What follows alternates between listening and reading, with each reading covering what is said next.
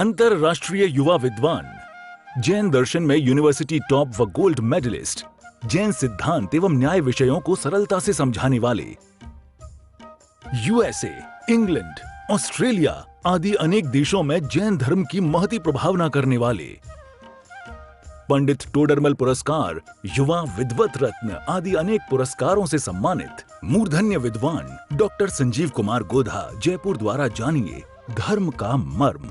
मुंबई के एक साधर्मी भाई की ओर से इन प्रवचनों का प्रसारण किया जा रहा है।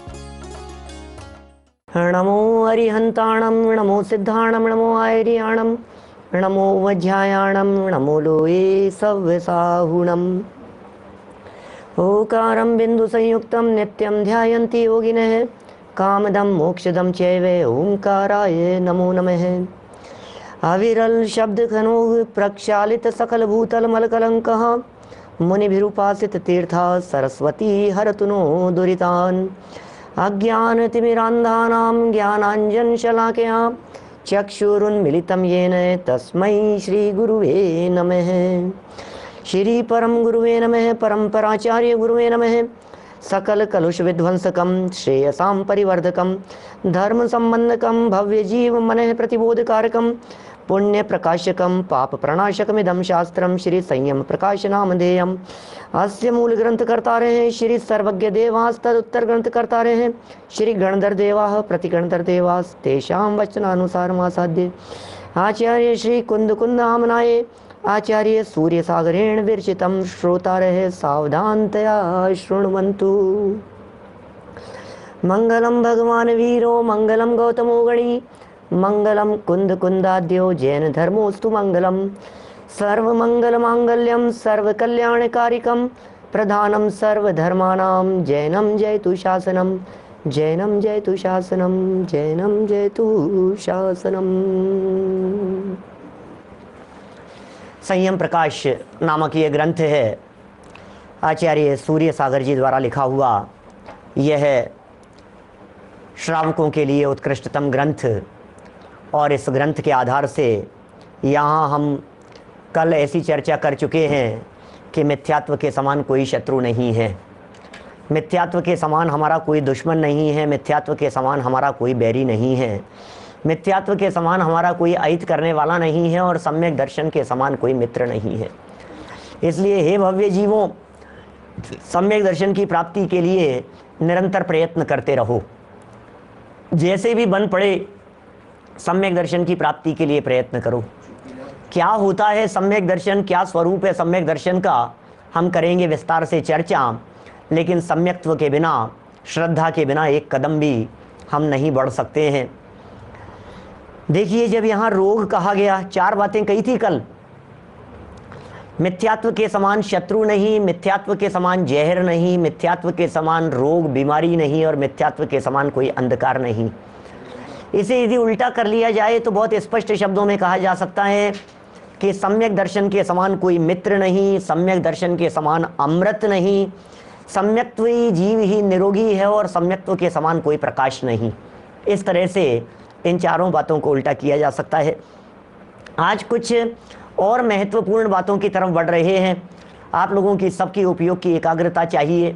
बहुत सारे नए साथी साधर्मी लोग भी होंगे, लेकिन फिर भी थोड़ी सी उपयोग की एकाग्रता से विषय स्पष्ट होगा। थोड़ी सी आपको हिम्मत रखनी पड़ेगी, विषय को गहराई से समझना पड़ेगा, जानना पड़ेगा।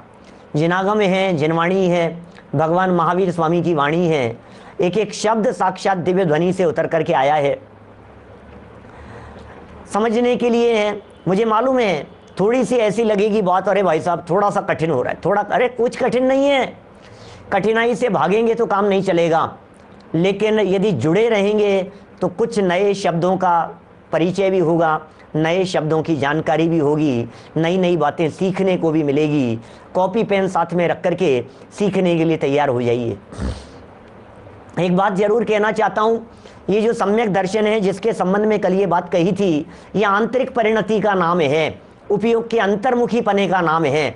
और आज के इस समय में सच में मैं आपको क्या हाल बतलाऊं देश के, यद्यपि लगभग 1.25 साल होने को आया है कोरोना को चलते हुए दुनिया भर में, लेकिन आज पुनः देश की स्थिति बिगड़ रही है।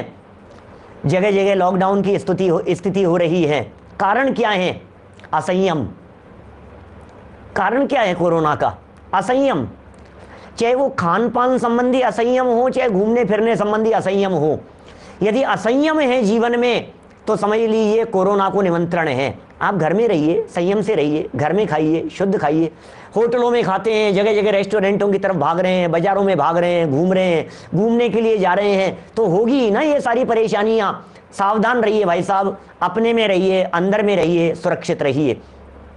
हमारे दीपक राज जी छिंदवाड़ा से बात चल रही थी, बोले भाई साहब क्या बतलाएं, जेएनयू की क्या स्थिति है, देश की क्या स्थिति है, पूरे महाराष्ट्र में क्या हालत हो रही है, आज पूरे एमपी में क्या हालत हो रही है। तो थोड़ा बहुत तो संयम कंट्रोल होना ही चाहिए। संयोग से हमारा ये ग्रंथ भी संयम प्रकाश चल रहा है, संयम की प्रेरणा देने के लिए चल रहा है।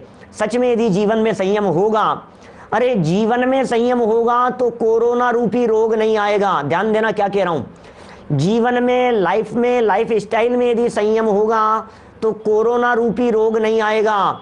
और यदि अपने उपयोग और अपनी परिणति को अपने में समेट करके रखेगा तो मिथ्यात्व रूपी रोग नहीं आएगा। अपने उपयोग को यदि समस्त बाहरी पदार्थों से हटाकर अपने उपयोग में समेट लेगा, अपने उपयोग में सीमित कर लेगा, अपने आप में संयमित कर लेगा, अपने आप में अपना उपयोग यदि समा जाएगा तो हम दावे के साथ कह सकते हैं मिथ्यात्व रूपी रोग आपको छू भी नहीं सकता है। इसलिए रोग कोई भी हो, उपाय एक ही है, अपने में सिमट जाना। हम अपने में सिमट करके रहें, इसके लिए सम्यक दर्शन की यहाँ चर्चा है। सम्यक दर्शन की योग्यता वाले जीव कौन से हैं? यहाँ कंपलसरी योग्यताओं की बात कर रहे हैं, यहाँ उन योग्यताओं की बात कर रहे हैं जो हमारे हाथ में नहीं है, यहाँ उनकी बातें कर रहे हैं जो बातें हमारे कंट्रोल में नहीं है। हमारी लेकिन जानना जरूरी है, पता तो लगे, कम से कम बात का पता तो लगना चाहिए ना। देखिए पेज नंबर 11 पर लब्धि सार ग्रंथ को यहां सामने रख दिया है। सम्यक दर्शन की प्राप्ति की योग्यता वाला जीव कौन होते हैं? सम्यक दर्शन की प्राप्ति की योग्यता वाले ऐसे कौन से जीव हैं जिनमें सम्यक दर्शन की योग्यता होती है? हम में योग्यता है या नहीं है? अरे पता लगता है तुरंत देखने से, मोटा मोटा ही योग्यता है, कैसे नहीं है? सम्यक दर्शन की योग्यता की चर्चाएं हैं। लब्धि सार दूसरी गाथा पढ़ते हैं। थोड़ा सा प्राकृत मूल शब्दों से भी परिचय होना चाहिए। चदुगदि में चौसन्नी पुण्यो गभज विशुद्ध सागारो पड़मुव समम सगिन हदी पंचम वर लद्दि चरी माये। देखिए पेज नंबर 12 पर कार्तिकेय अनुप्रेक्षा की 307 नंबर गाथा को भी यहां प्रस्तुत कर दिया। कार्तिकेय अनुप्रेक्षा को यहां प्रस्तुत करते हुए कह रहे हैं, चौगदि भवो सन्नी सुविशुद्धो जगमाण पजतो संसार तड़े नियड़ो नाणी पावे सम्मतम। वाह क्या बातें कह रहे हैं। 2 गाथाएं प्रस्तुत कर दी है भाई साहब। यहां एक गाथा प्रस्तुत कर दी है लब्धि सार की, दूसरी गाथा सम्यक्त्व की योग्यता वाले जीवों के संदर्भ में, और दूसरी गाथा प्रस्तुत कर दी है स्वामी कार्तिकेय की, कार्तिकेय अनुप्रेक्षा। ये भी चरणानुयोग का बड़ा गजब का ग्रंथ है। हमने टोडरमल जी के मंदिर में चलाया था, ध्यान होगा जो भी है आपको। कार्तिकेय अनुप्रेक्षा पढ़ा था हमने पहले, सन 2011 के आसपास चर्चा चल रही थी कार्तिकेय अनुप्रेक्षा की। देखिए क्या कह रहे हैं यहाँ, अर्थ पढ़िए। थोड़े से शब्द जटिल लगेंगे, मैं समझाता चला जाऊंगा, आप समझने की कोशिश करते जाना। जहां बात समझ में नहीं आए नोट करते चले जाना, विषय पॉइंट्स बनाते जाना। आपको सम्यक दर्शन की योग्यता के पॉइंट्स बनाने हैं। आप देखिए आपको मजा आने लगेगा धीरे धीरे। उक्त दोनों गाथाओं का भाव यह है कि कर्मवश चतुर्गति रूप संसार में परिभ्रमण करते हुए, कर्म के वश से ये जीव चतुर्गति में परिभ्रमण कर रहा है। इस कर्म के वश से परिभ्रमण करते हुए अनादि मिथ्या दृष्टि निकट भव्य जीव के, कौन सा जीव है? अनादि मिथ्या दृष्टि, मिथ्या दृष्टि रहा है, अनादि काल से मिथ्या दृष्टि रहा है, लेकिन निकट भव्य। ध्यान देना, निकट भव्य किसे कह रहे हैं? कुछ भवों में जिसे मुक्ति की प्राप्ति होनी हो वो जीव निकट भव्य कहलाता है। जिसे कुछ भव में सम्यक दर्शन की प्राप्ति होनी है, क्या वो निकट भव्य है। ऐसा अनादि मिथ्या दृष्टि निकट भव्य जीव के जब संसार में रहने की स्थिति, संसार परिभ्रमण की स्थिति, संसार में रहने की स्थिति अधिक से अधिक अर्ध पुद्गल परावर्तन काल जितनी रह गई हो, नया शब्द है नए लोगों के लिए। भैया सम्यक दर्शन की योग्यता तब आती है जब संसार में घूमने फिरने का काल मैक्सिमम अर्ध पुद्गल परावर्तन रह गया हो। क्या क्या होता है अर्ध पुद्गल परावर्तन? अर्ध माने आधा, पुद्गल, पुद्गल तो जानते ही हैं जिसमें स्पर्श गंध वर्ण होता हो, पुद्गल, और एक है परावर्तन। जैन दर्शन के ऐसे टेक्निकल वर्ड हैं ये, पुद्गल परावर्तन, इन्हें द्रव्य परावर्तन भी कहते हैं। अरे भाई साहब, इन पुद्गल परावर्तनों के बारे में, इन द्रव्य परावर्तनों के बारे में हम आपको क्या वर्णन करके बतलाएं? इसका वर्णन करने में साक्षात जिनेंद्र देव भी समर्थ नहीं है। तो इतना लंबा काल होता है इन पुद्गल परावर्तनों का। इस जीव ने आज तक अनादि काल से अनंत पंच परावर्तन किए, अनंत पंच परावर्तन किए, पंच परावर्तन, परावर्तन, परावर्तन। ओहो, मेरे प्रवचन है इन पंच परावर्तनों के ऊपर, यूट्यूब पर मेरे ख्याल से कहीं मंगलायतन के किए हुए प्रवचन है। अरे भाई क्या कहें, इन परावर्तनों का काल इतना बड़ा, इतना विशाल काल कहा है कि इन परावर्तनों के अनंतवें भाग में अनंत सागर बीत जाते हैं। कमल जी भाई साहब, गंगवाल साहब सूरत से, बोलो क्या कह रहे हैं? इन पंच परावर्तनों को करते हुए अनंत काल बीत गया है भाई साहब, अनंत काल बीत गया है। क्या अनंत काल बीत गया है? ये टाइम फ्रेम है, परावर्तन माने टाइम फ्रेम। आप जानते हैं हर चीज अपने आप को दोहराती है, हर चीज अपने आप को रिपीट करती है, साइकिल वापस होता है, रिसाइकलिंग होती है हर चीज की। उस साइकिल की चर्चा चल रही है यहाँ पर, ध्यान दीजिएगा। 2 मिनट में आपको परावर्तन समझाने की चेष्टा कर रहा हूं, दुस्साहस कर रहा हूं 2 मिनट में परावर्तन समझाने का। जैसे देखिए, सूर्य अपने आप को 24 घंटे में रिपीट करता है, बोलो। सन, सन कितने कितने देर में वापस आएगा? आज जहां से उदित हुआ है कितनी देर में वापस आएगा? ये घूम फिर करके 24 घंटे में दोबारा आ जाएगा। भले ही दूसरा आएगा, आपको तो 24 घंटे में दोबारा सूर्य दिख रहा है। आज कौन सा डे है? तो आपने कह दिया मंडे है, सैटरडे है, संडे है, जो भी कहो। दोबारा कब आएगा? बोले आफ्टर 7 डेज, 7 दिन बाद में रिपीट हो जाएगा ये समय। आज कितनी तारीख है? 5 है, 10 है, 15 है, जो तारीख कहो आप। कब रिपीट हो जाएगी? बोले 1 महीने में। देखिए, सूर्य अपने आप को 24 घंटे में रिपीट कर रहा है, वार अपने आप को 7 दिन में रिपीट कर रहा है, तारीख अपने आप को 1 महीने में रिपीट कर रही है, और तारीख के साथ में यदि महीना जुड़ जाए 5 अप्रैल, 15 अप्रैल, 27 अप्रैल, 15 मार्च, 1 साल में रिपीट कर रही है। और उसके साथ में यदि सन भी लगा दिया जाए 15 मार्च 21, तो 15 मार्च 21 कब आएगा? बोले 100 साल में रिपीट होगी 15 मार्च 21। अभी 2021 चल रहा है, फिर 2121 आएगा, तो 21 ही लिखा जाएगा ना वहां भी, 100 साल में रिपीट। जब पंचम काल की बात करते हैं तो 21,000 वर्ष, हजारों वर्ष। इसी तरह से ये प्रकृति की साइकिल अपने आप को जब रिपीट कर रही होती है तो उसे कहते हैं परावर्तन। जब पुद्गल के परमाणु अपने आप को रिपीट करते हैं, रिसाइकल होते हुए, बदलते बदलते बदलते बदलते, तो वो पुद्गल परावर्तन कहलाता है। बहुत लंबा काल है, बहुत लंबा काल है। आप क्या कल्पना करते हैं, जो चीज आपको आज मिल गई है पहले कभी नहीं मिली होगी क्या? अरे अनंत बार मिली है, अनंत बार प्राप्त करके छोड़िए। चलिए, इतना बात समझ में आ गई कि अर्ध पुद्गल परावर्तन भी बहुत लंबा काल है, लेकिन पंच परावर्तनों की तुलना में बहुत छोटा काल है।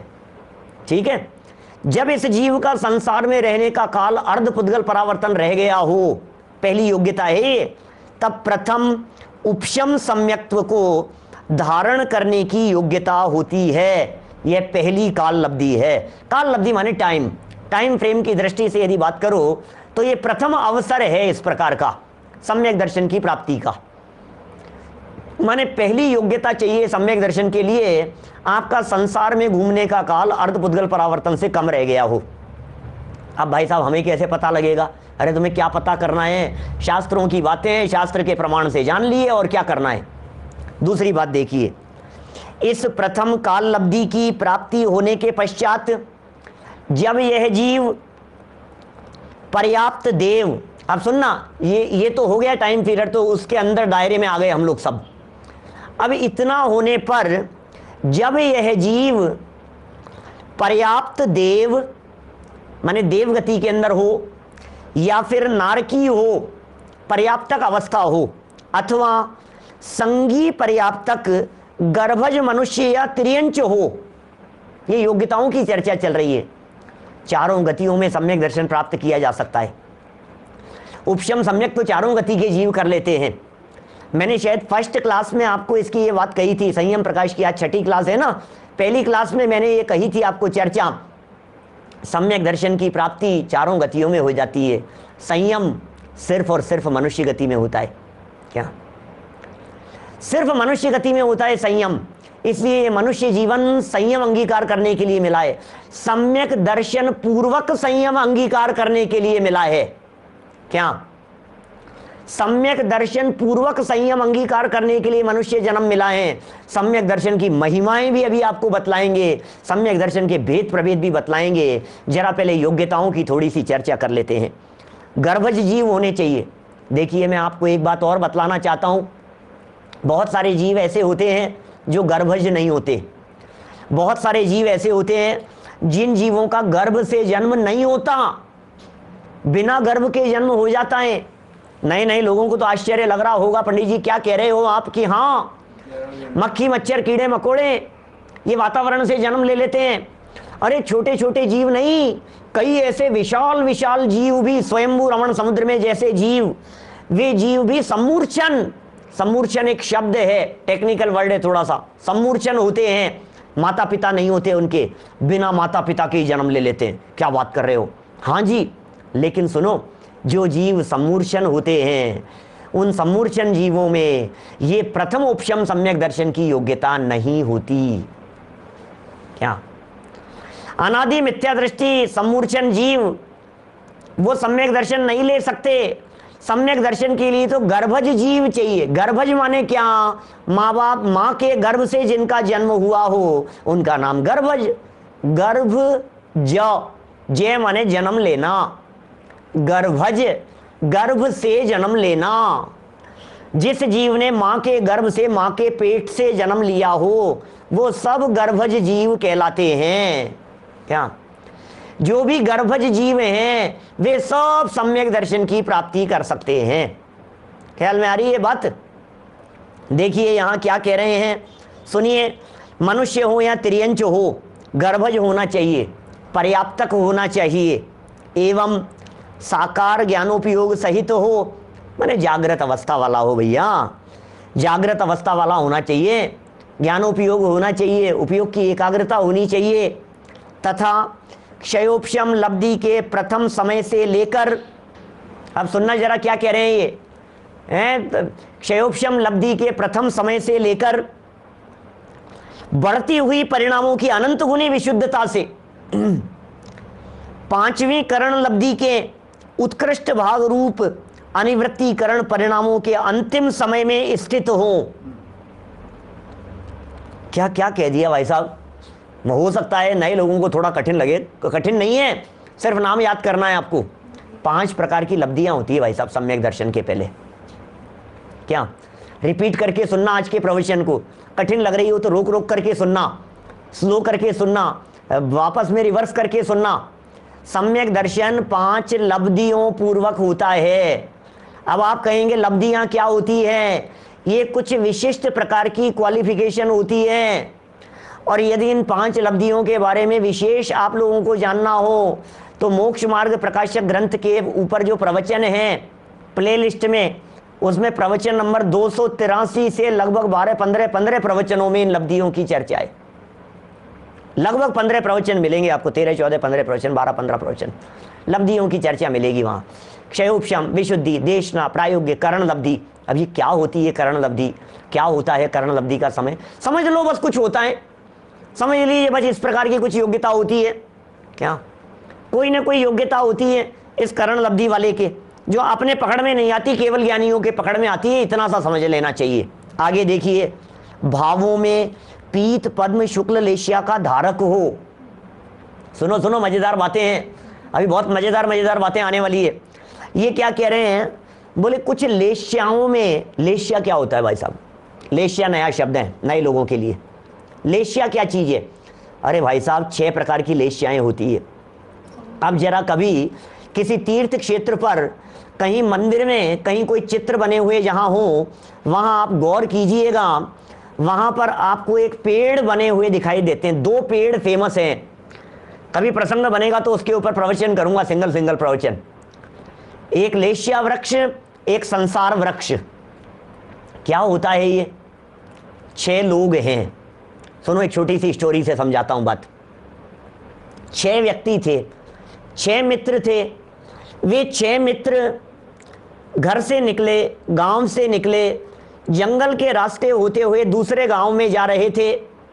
और जंगल के रास्ते दूसरे गांव में जाते जाते रास्ते में कहीं रुके, भूख लगी, आसपास में उन्होंने देखना शुरू किया।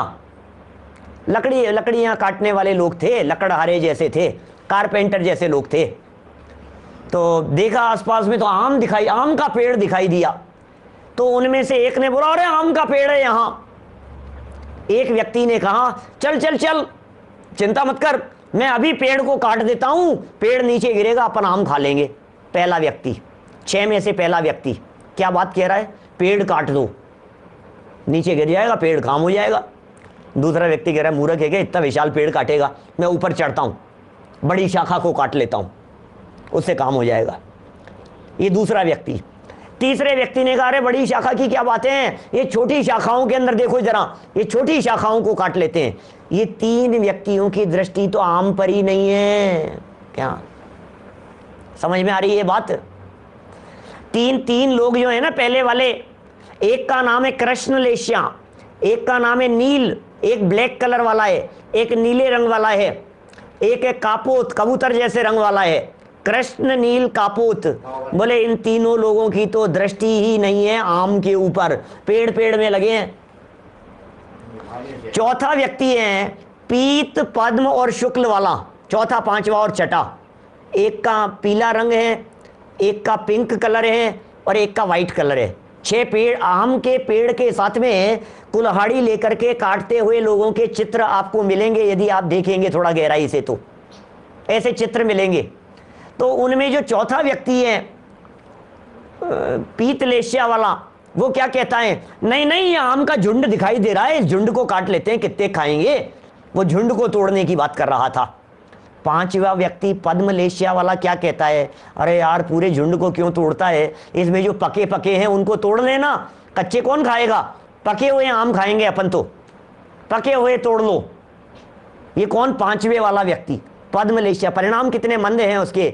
और छठे वाला व्यक्ति है क्या, छठे वाला व्यक्ति क्या कहता है, वो कहता है, अरे यार तुम क्या कर रहे हो, जरा नीचे देखो, पक करके कितने आम नीचे झड़ गए हैं, नीचे पड़े हुए इन आमों में से कितने ही आम जो पके हैं, अच्छे हैं, उनको उठा करके खा लो, अपना पेट भर जाएगा, काम पूरा हो जाएगा, और क्या करना है। 6 प्रकार के लोग हैं। परिणामों की तारतम्यता को देखने के लिए, परिणाम कितने मंद हैं और कितने तीव्र हैं, इनको नापने के लिए शास्त्रों में 6 लेश्याओं की चर्चा की गई है। ऐसा पेड़ कभी आप देखेंगे तो आपको मंदिरों के अंदर दिखाई देगा। समझ में आई बात? मुंबई के एक साधर्मी भाई की ओर से इन प्रवचनों का प्रसारण किया जा रहा है।